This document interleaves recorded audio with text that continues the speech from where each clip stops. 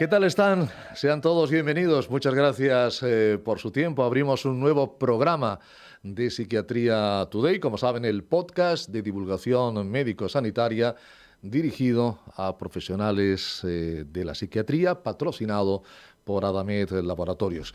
Les recuerdo que todos los programas de Psiquiatría Today se pueden escuchar en la web Adamed TV profesionales, concretamente en el link profesionales.adamedtv.com. En cada programa, ya saben, intentamos profundizar en un tema de interés y también de actualidad para los profesionales de la psiquiatría y, como siempre, nos ayuda a introducirlo y a moderarlo nuestro colaborador habitual, el doctor Miguel Álvarez de Mon, que es médico, especialista en psiquiatría, adjunto en el Hospital Infanta Leonor de Madrid, profesor e investigador de la Universidad de Alcalá. Profesor Álvarez de Mon, un día más, bienvenido a este podcast de Psiquiatría Today.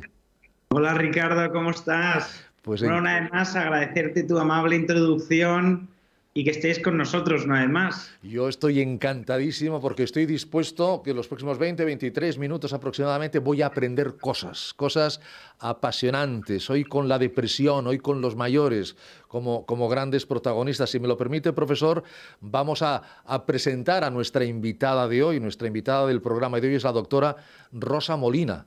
La doctora Molina es médica especialista en psiquiatría, realizó la formación MIR en el Hospital Universitario Clínico San Carlos, es doctora por la Universidad Complutense de Madrid.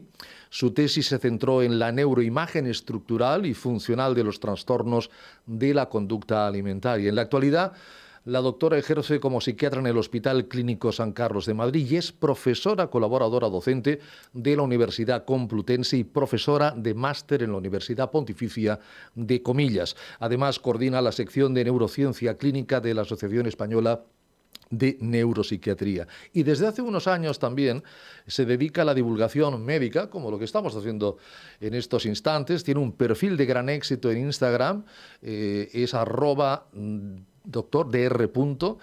Rosa Molina, y también coordina un podcast de divulgación junto a su hermana Ana, llamado De piel a cabeza. Recientemente ha publicado su primer libro, por el cual le felicitamos, de divulgación. Es un título fantástico. Es Una mente con mucho cuerpo, con la editorial Paidós de Planeta. Con ella hablaremos hoy de la depresión en los adultos mayores, en la tercera edad, que aunque pueda parecer pues un problema generalizado, no tiene por qué ser, ni mucho menos una parte normal del envejecimiento. Doctora Rosa Molina, muy bienvenida.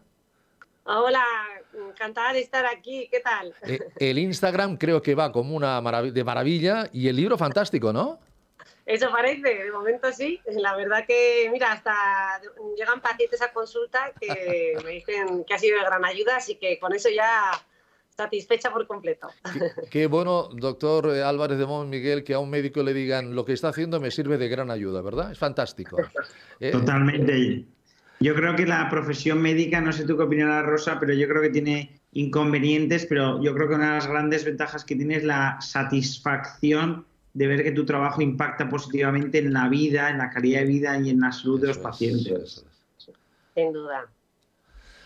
Pues Miguel, doctor Álvarez de Mon, depresión, personas mayores, la doctora Molina, cuando ustedes quieran, adelante, por favor.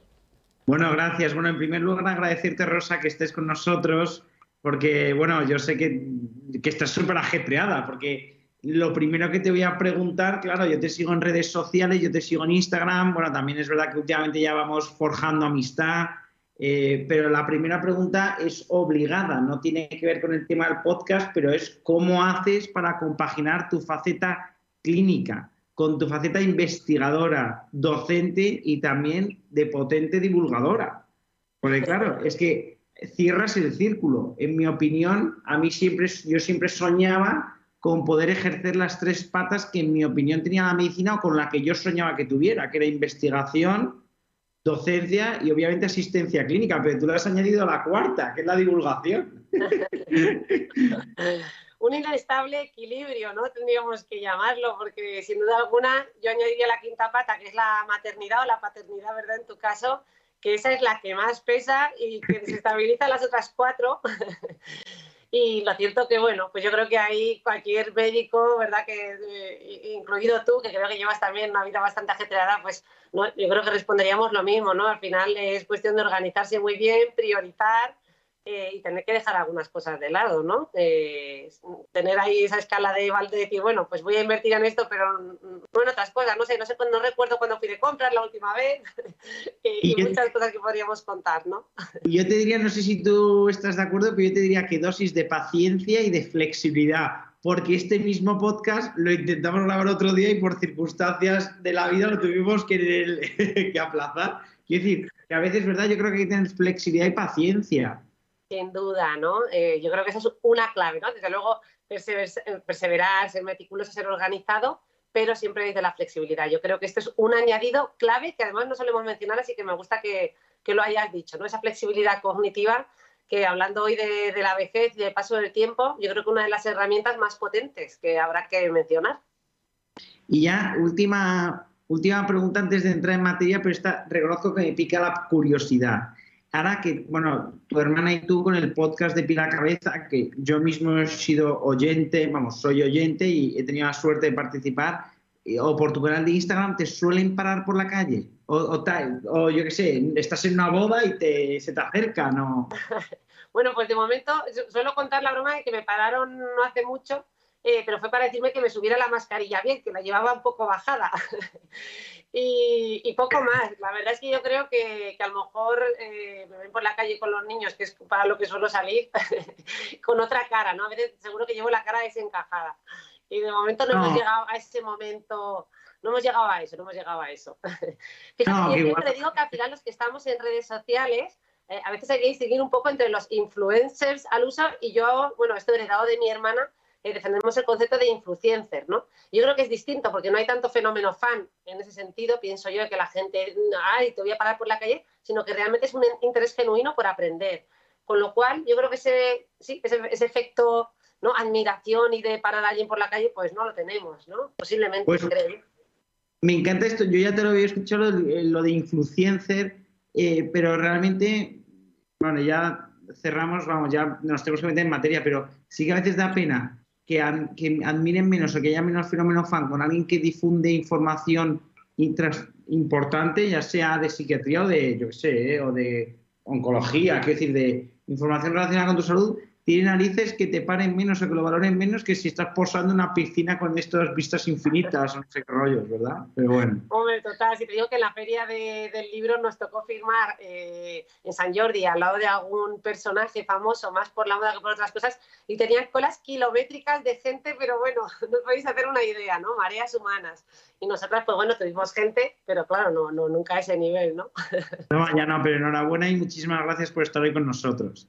Bueno, pues lo primero que te quería preguntar, ya entrando en materia, era, pues yo creo que es una duda que los que nos están escuchando son fundamentalmente psiquiatras o profesionales dedicados a la salud mental, y es una duda, yo creo que diagnóstica interesante, ¿no? Que es cómo distinguir una depresión o de una demencia, sobre todo en sus estadios iniciales, digo en personas mayores, porque al final yo creo que hay síntomas de deterioro cognitivo, síntomas iniciales de una demencia que se pueden parecer a los de una depresión en el anciano.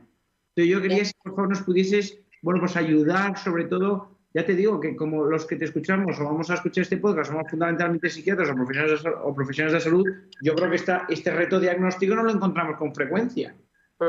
Sí, además lo has dicho, ¿no? Que realmente la pérdida de interés, la disminución de energía, la dificultad de concentración, todo esto son síntomas que podemos observar tanto en pacientes con demencia como en un paciente deprimido, con lo cual se nos dificulta la tarea. Quizás yo un síntoma por el que empezaría, sin duda alguna, es el síntoma de la apatía, ¿no? Que podemos decir que es uno de los síntomas neuropsiquiátricos que más vemos en los procesos neurodegenerativos frente a la tristeza clásica, ¿no? Tal como la conocemos, de esa desesperanza, de esa tristeza, esas ganas de llorar. Aquí es más de indiferencia, ¿no? Y esa indiferencia que se manifiesta en las distintas esferas, no solo en la esfera emocional, sino también en la conductual, ¿verdad? Y en la cognitiva. En lo conductual, pues lo podríamos ver como esa pérdida de iniciativa, ¿no? De las conductas dirigidas a un fin. Podríamos ver también un empobrecimiento de esa esfera cognitiva a nivel de pensamientos. y a nivel de las emociones esa indiferencia, ¿no? Que sería la palabra clave, como un desinterés total. Pero bueno, más allá de esto, quizás podemos hablar, esta es la típica tabla, ¿verdad?, que estudiábamos en el MIR y que ahora se estudia para las oposiciones, en la que tenemos como una serie de factores que nos permiten diferenciar o que nos ayudan a diferenciar lo que sería una pseudodemencia depresiva, ¿no?, de una demencia. Porque realmente, bueno, pues hay como cosas que son detectables si exploramos bien al paciente, ¿no? Comenzando por el tema del tiempo de inicio. En los pacientes con depresión vemos inicios más bruscos, más rápidos, ¿no?, que van de la mano de estos síntomas afectivos, mientras que en los pacientes con demencia veríamos un proceso más progresivo, ¿no?, y más crónico, una progresión, por tanto, más lenta. Además, los pacientes con depresión tienden un poquito más a las quejas, ¿verdad? Se quejan mucho más de los síntomas, de las limitaciones. Mientras que los pacientes con demencia más bien es casi que lo minimizan o no presentan muchas veces quejas, nos lo refiere el familiar, ¿no? Eso, la iniciativa, quien ha tenido la iniciativa de ir a consultas sí que me parece relevante. Eso es. Pero es que es verdad que también a las personas mayores, o en general a ciertas personas, les cuesta pedir ayuda cuando están tristes o cuando se deprimen.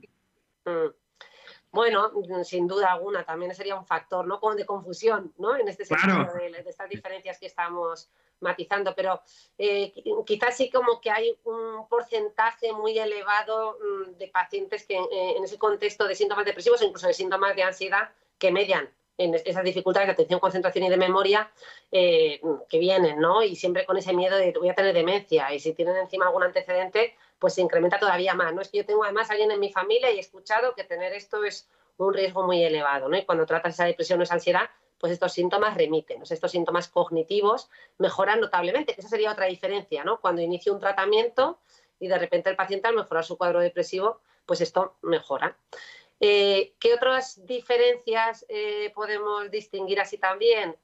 Quizás la respuesta a los test cognitivos que realizamos habitualmente, si lo hacemos de manera repetida en los pacientes con depresión, veríamos como más variación, como más inestabilidad, mientras que los pacientes con demencia, bueno, por cierto, ahora trastornos neurocognitivos en el DSM-5, trastorno neurocognitivo mayor o menor, ¿verdad?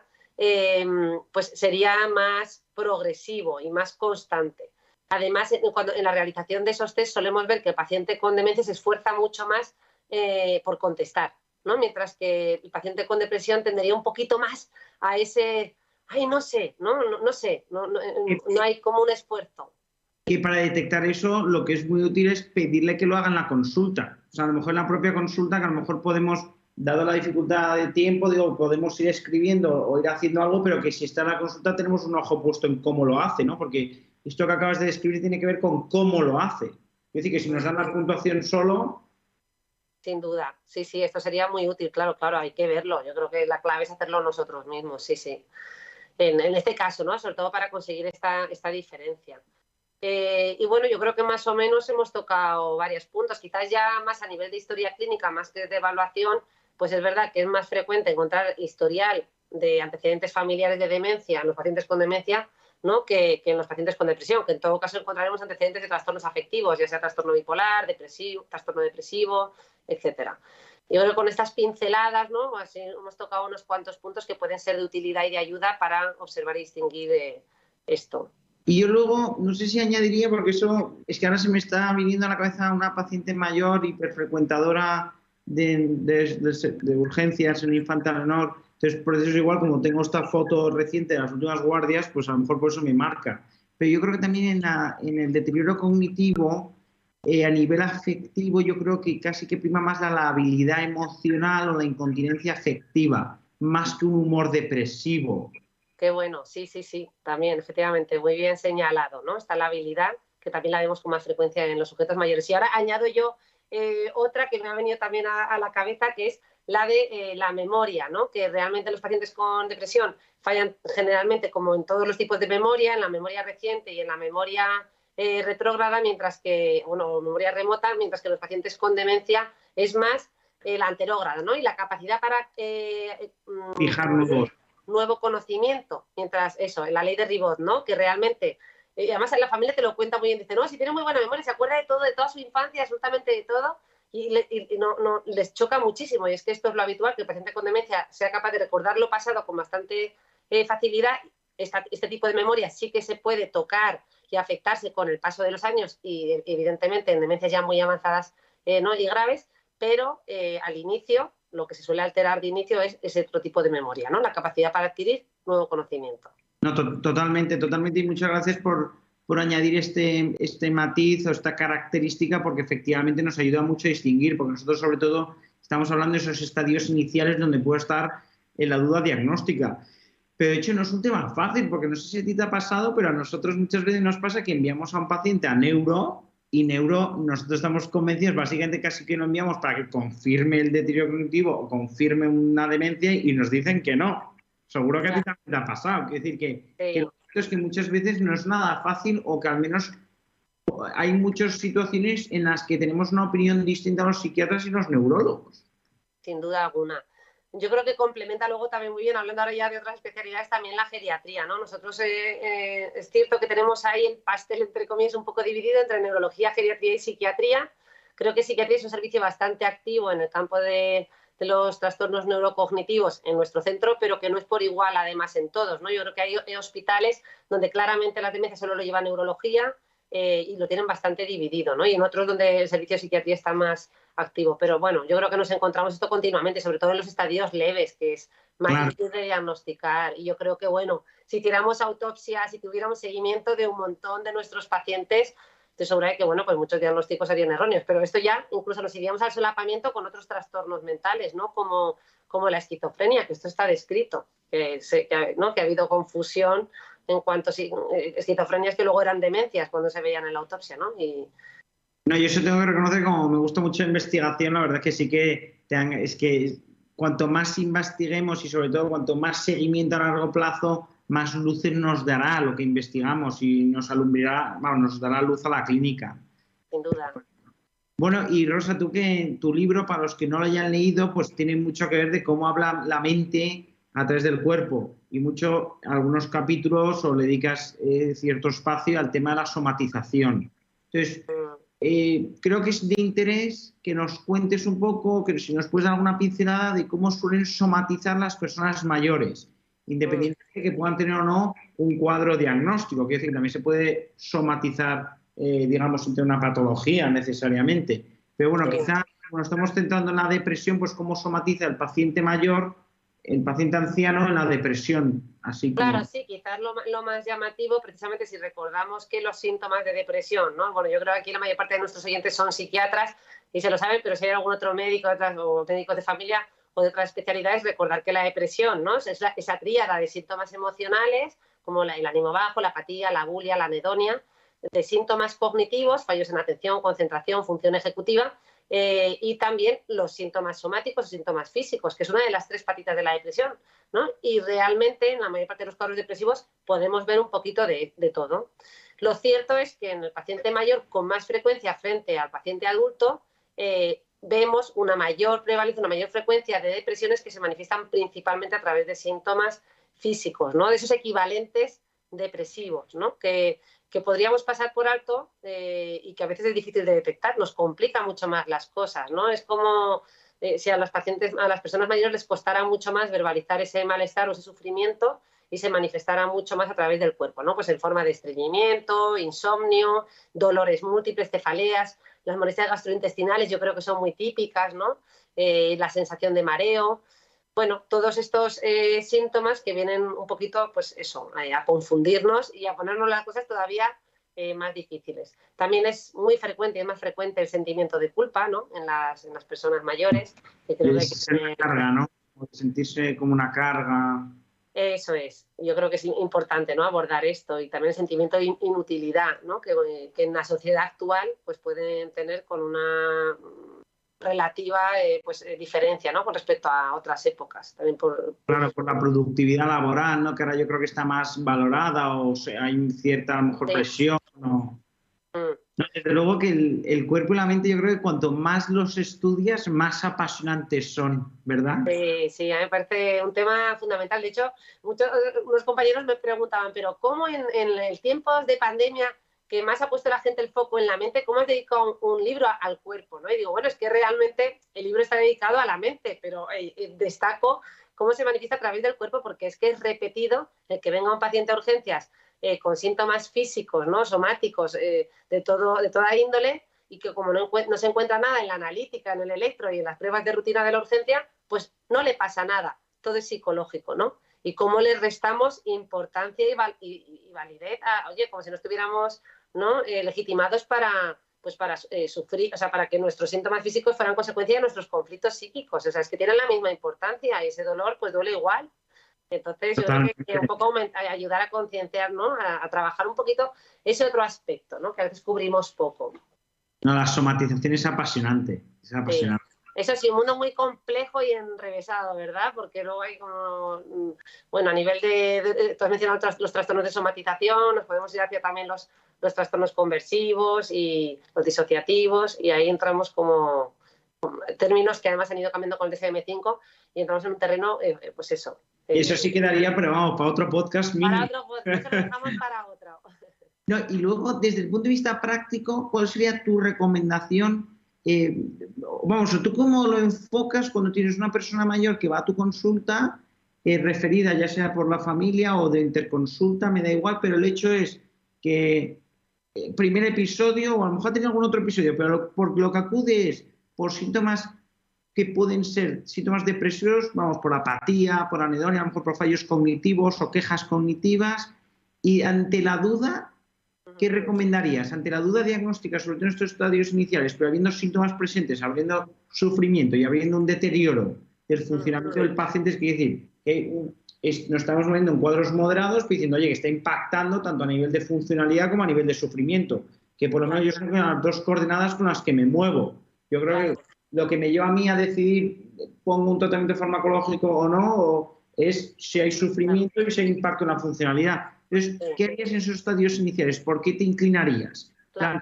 Pues fíjate, en un estadio inicial, si me estás diciendo que el paciente viene por primera vez, ahí creo y cuido mucho el no adoptar un rol muy paternalista y de decir lo que tiene que hacer como si fuera además un blanco o negro, porque precisamente como lo estás exponiendo, no es que realmente hay duda y ambivalencia, no lo tenemos claro.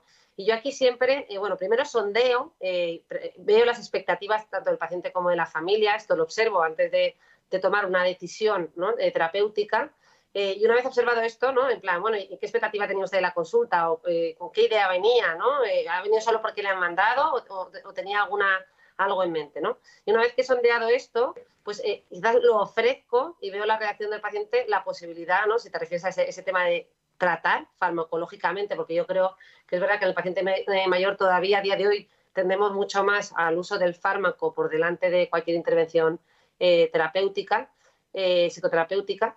Eso, procuro un poco poner el peso, o sea, o dejar esa elección al paciente y a la familia, ¿no? Porque si no, muchas veces la vivencia es de rechazo, si les pilla de nuevas, si es la primera vez que vienen, les agobia mucho. Entonces yo creo que, bueno, eso, suponiendo casos leves, moderados, observar en el tiempo, si le vemos con dudas, ¿no? Porque si no, la sensación también es que los que vienen con más dudas, los que tienden más a la rumiación cognitiva, ¿no?